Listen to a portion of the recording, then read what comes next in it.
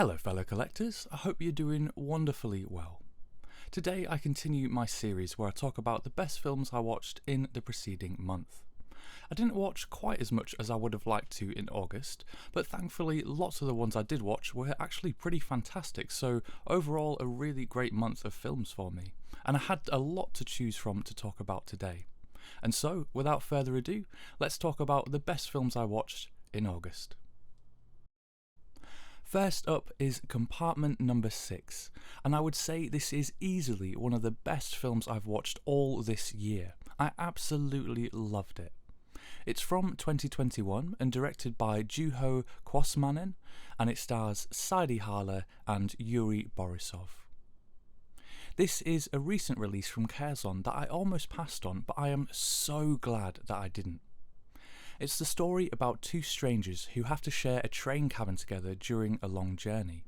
One is a Finnish student and the other is a Russian miner. One is brutish and loud and the other is quieter and just wanting to travel in peace and ruminate on her last relationship. Over the course of this long journey into the Arctic Circle, they grow closer and both begin to open up to the other more and more. It's like a road trip film and structured in that similar way, but of course instead set on a train. There isn't an enormous amount of plot here, it's just very character driven, and really there's not even an enormous amount of conversation, surprisingly. But it was thoughtful, considered, funny and engaging. These two very different people just slowly drawing closer together. It was a really touching film and an incredible watch. Lots of reviews that I read said this is like a Finnish version of Before Sunrise, but I would actually say that's not quite accurate. For me, this is a film more about connection rather than romance. It's a film that retains its mystery. The reality is that even over the course of a long journey, we don't just become open books, though we do of course start to open up, we do warm up to each other. We might share a cigarette, steal small glances, share in emotional moments. It's a small slice of life and a wonderful one. Sadie Harler gave a superb performance and was so engaging on screen and had fantastic chemistry together with Yuri Borisov. They were a truly wonderful pairing that worked so well. This one is definitely in the top 3 of my best first time watches for 2023. Next up is 2046.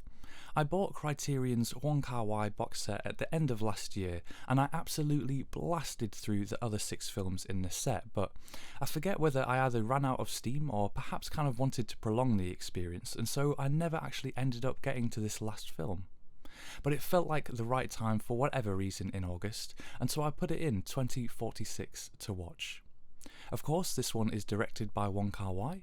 It's from 2004 and stars Tony Leung, Gong Li, Fei Wong and Zhang Ziyi.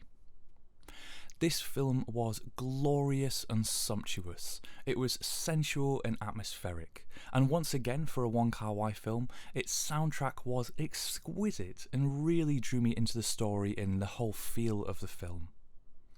I was watching some of the extras and Wong Kar-wai himself says this film isn't so much a sequel to the incredible In the Mood for Love, but it's more like an echo, and that really sums things up perfectly. So if you have seen In the Mood for Love and you haven't seen this one yet, I could not recommend it more.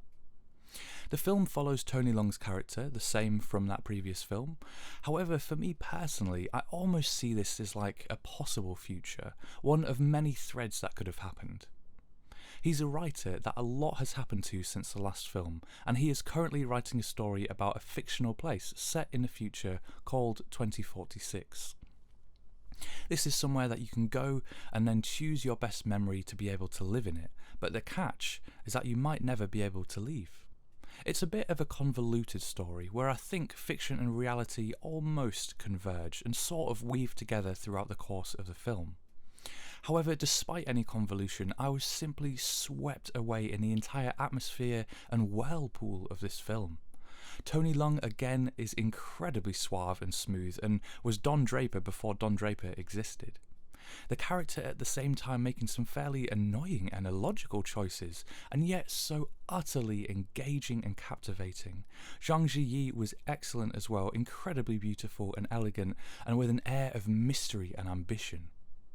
I think this one has some great commentary on lost love and on what remains when you mess up your greatest love story. It retains a lot of the glamour and richness of In the Mood for Love, but very much dives off into its own thing in a brilliant way. Yet another in a long line of astonishing films from Wong Kar-wai. Then up next we have Tokyo Sonata, from 2008 and directed by Kiyoshi Kurosawa and starring Teruyuki Kagawa, Kyoko Koizumi, Kai Inawaki and Yu Koyanagi. I was so happy to get my hands on this long out-of-print copy from Eureka, spine number 3 for those that are interested, which is one that I've been after for a long time. I saw it on eBay and came in with a cheekily low offer that was to my delight accepted. This one is a family drama, which is something of a departure from Kiyoshi Kurosawa's other films, which are more on the horror side like Cure or Creepy, which are also in the Masters of Cinema collection. This one is a film that felt very embedded in Japanese culture, and one that I certainly found very interesting to discover more of. It's a story which follows this family, where the husband unfortunately gets made redundant and loses his job, and yet doesn't tell his family, but still keeps going out every day as normal. We also, however, follow the stories of several other members of the family, and in many ways this one reminded me of Edward Yang's Yi Yi, as we journey with this family through a stage in their lives. I think there is a lot of commentary here on keeping things to yourself, not speaking up, not admitting things because they are perhaps embarrassing, and in doing so, cutting yourself off from help and love and support from those that love you the most. I am guessing here, and I'm sure there is plenty lost in translation to me, but I do wonder if honour and respect are the main motivators involved in certain decisions, particularly from the father of the family. This one had some really shocking moments as well that take the story in different directions than you might expect, but I found it utterly captivating. And again, if you liked Yi Yi, then I think this is definitely a film that you will very much appreciate. Then we have Father of My Children, a film from 2009 and directed by the brilliant Mia Hansen-Løve, whose films I've been very much enjoying over the last couple of months. This one stars Louis Delanson and also his real-life daughter, and Chiara Caselli in the main roles. And this one is apparently based partly on a tragic real-life event. This film tells the story of a film producer with his own small production company. A man clearly in love with film, with giving artists a stage and a platform and allowing them to create what they truly want to create.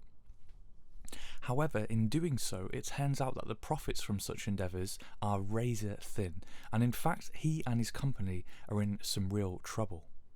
He has a wife and 3 young daughters, clearly a good and close family, and yet he is always at work. He always has to answer the phone, always has to put out a fire somewhere, and can never truly be present with them for more than a few moments. As the story goes on, we see it's not just his family that rely on him, it's his staff at his company, as well as the directors and film crews that he is trying to support. And all of this stress and burden is clearly weighing heavily upon his shoulders. This is a film very much of two halves, and it is not the smoothest of rides, to say the least. It pushes you and really lets you see the different sides to the characters, the frustrations and the passions. It's very emotional and feels very real, and at times honestly hits you like a ton of bricks. Chiara Caselli's performance in particular I thought was superb. It's a film that will really retain your attention and make you think deeply about your own decisions and perhaps your work-life balance. This is another wonderful film from the excellent Mia Hansen-Løve, who is a director that I think is very underrated, and one that I'm so glad that Mubi seems to be giving a bigger platform to, with 2 films of hers, One Fine Morning and Bergman Island, both getting a Mubi Blu-ray release. And then last but not least, we have The Flower of Evil. And so finally, I'm actually going to talk a little bit more about a Claude Chabrol film instead of just having one of his films in my Honourable Mentions list, which I seem to do almost every single month. This one is from 2003 and of course directed by Claude Chabrol and starring Nathalie Baye, Benoit Magimel, Bernard Lecoq, Suzanne Flon and Melanie Dutey. This is a fantastic Chabrol piece filled with everything that I love about his films.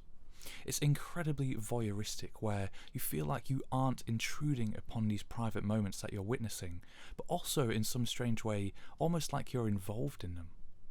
It has a fantastic cast and has a particularly great performance by Aunt Lynn, played by Suzanne Flon, whose ruminations and haunting memories really underlie the whole film. The score by Mathieu Chabrol, who composed lots of scores for his father's films, is also fantastic, and you feel like there is just something off-kilter throughout this whole thing, which of course adds fuel to everything that you're seeing. This one is a dark story, like so many of Chabrol's films are, about two wealthy families who were in the past brought closer by mutual tragedy, where the sort of siblings now are really cousins. Everyone hates the dad, who seems oblivious to it all and just concerns himself with drinking and complaining, where the wife is involved and only concerned with local politics, and where the elderly Aunt Lynn is a constant presence around the family house. We sort of start off by meeting the son, Francis, as he returns from 4 years of living in America, having really tried to pretty much escape the family in some way. He tried to escape his desires, the hypocrisy, the facades, just his family's lives and influence. But upon arriving home and spending only a few minutes in the house, it almost seems like he's never left, and the story goes from there.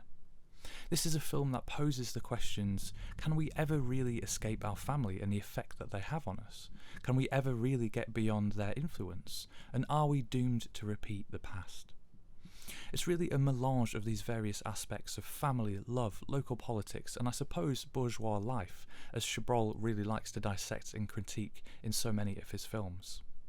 These ingredients mixing together so incredibly well, just making something that is utterly captivating and in many ways very Hitchcockian, with a constant background simmering of pressure and tension and mystery.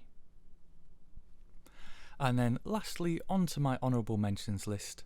First up is Scrapper, which is a fantastic debut feature from Charlotte Regan and is actually still in UK cinemas at the moment if you're interested to see it. And then The Sacred Spirit, which really took quite a turn into something I was not expecting. And then Journey to the Beginning of Time, which is another wonderful film about childhood adventure, imagination and time travel from Carol Zeman. And then Will Success Spoil Rock Hunter?